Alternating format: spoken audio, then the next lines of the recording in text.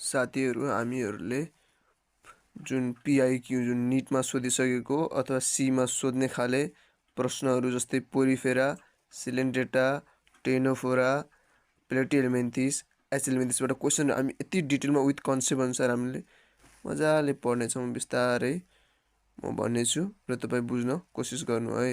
अनि पहिलो क्वेशन रहेको छ जुन देख्न सक्नुहुन्छ तपाईले 11 नम्बरको क्वेशन देख्न सक्नुहुन्छ।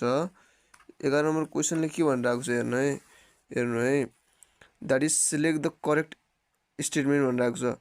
प्लेटिहेल्मिन्थिस are triploblastic coelomate and bilateral symmetrical organism. हेर्नु त ट्रिप्लोब्लास्टिक हो त हो है, स्युडोसिलोमेट हो त होइन। त्यही भएर यो ए नम्बर आन्सर के भयो रङ भयो। Ctenophores reproduce only sexually and fertilization is external एकदम करेक्ट छ है, किन टेनोफोर भनेको सेक्सुअली नै त हुने हो। अनि हेर्न सक्नुहुन्छ अनि फर्टिलाइजेसन भनेको एक्सटर्नल नै हुन्छ हो कि नै भन्नुस् त।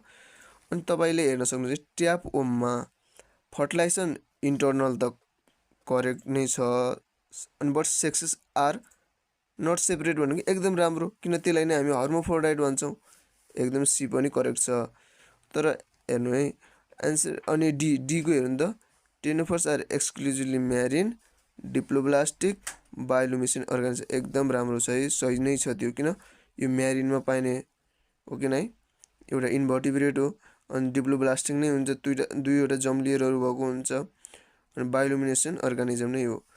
इन स्पोन्जेस जुन पोरिफेराको स्पेसिस छ नि फर्टिलाइजेसन इज एक्सटर्नल हो त होइन, इन्टर्नल हुन्छ। डेभलपमेन्ट इज डाइरेक्ट हो त होइन है, किनकि इन्डाइरेक्ट, किन लार्भाहरु प्रेजेन्ट भएका हुन्छन्। त्यो भए कुन आन्सर राइट भयो त हेरौँ त। फर्स्ट आन्सर ए त भएन, मतलब अप्सन ए नम्बर भयो, मतलब ए जुन ए लेखिरहेको छ नि त्यो भएन। बी सी डी हाम्रो करेक्ट छ। कुन अप्सन भयो त BCD भनेपछि आन्सर बी नम्बरको भयो, यो बी नम्बरको भयो। अब क्वेशन नम्बर 12 मा हेर्न सक्नुहुन्छ। क्वेशन नम्बर 12 मा देख्न सक्नुहुन्छ यो 12 नम्बरको question. In case of poriferans spongocoel is lined with flagellar cells called. हेर्नु है पोरिफेरामा तपाईले त्यो स्पोन्जोसिल हुन्छ नि सबैमा कमन हो के यो। जुन तपाईले स्पोन्जोसिल भनेको एउटा सेन्टर पार्ट हो जुन पोरिफेरा स्पिसिसमा जुन वाटर बग्ने हुन्छ, वाटर निस्किने हुन्छ, एक्सक्रिट हुन्छ पार्ट हुन्छ नि हो त्यो स्पोन्जोसिल भनेको त्यो सेन्टर हो। त्यही भएर